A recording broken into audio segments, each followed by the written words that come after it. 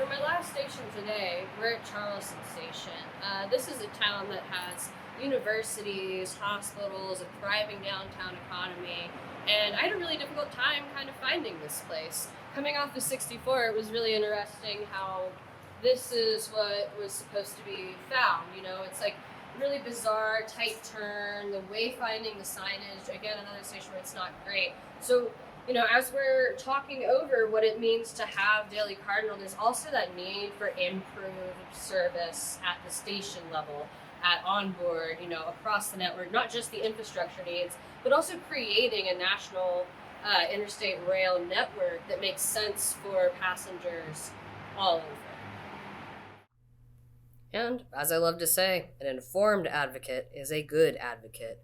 So, once again, we're going to take a look at the data. We have almost 7,000 passengers getting on in 2022, a population of 271,895 within a 25-mile area surrounding West Virginia's capital, and a much bigger variation in trip length.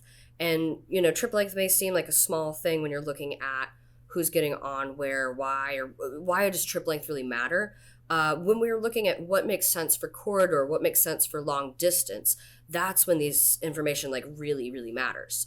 Also, I have included top city pairs by ridership and revenue again in this one, and Chicago, DC, New York again being in the top there, showing that people are really using the service to reach bigger towns and leave their hometown.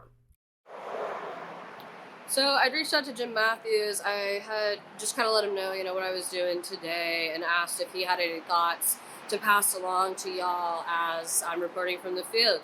But it's so loud out here, like the constant highway noise. So I'm going to get to a quieter location and then I'll share those with you guys. The most recent good news is that in December, Amtrak got a $500,000 FRA Corridor Identification Program grant to create the service development plan to add enough frequencies to make that 3 times weekly Cardinal into a daily train, which does mean 2 trains a day, 1 each way. One of the difficulties will be the quality of the track on that segment seen on the map here, where the Cardinal runs on Buckingham Branch Railroad. But the biggest difficulty is that the freight traffic that runs on it today is scheduled so that it runs when the Cardinal does not run. That's how they avoid freight interference. So a daily operation could make that a little bit harder to do, but it's really like a couple of sidings, some track upgrades, and it's an obstacle, but it's not something that, should prohibit daily service from being effective as it is in so many other places with comparable issues. Another piece of good news is that the long distance study map includes a daily Cardinal as part of its baseline assumption. In other words, the new long distance routes are already assumed to be interfacing with a daily Cardinal run, which is a de facto win for the campaign to make this into daily service. And one of the things that I was saying about baking it into advocacy. So this is just evidence of how that practice can be utilized and adhered to.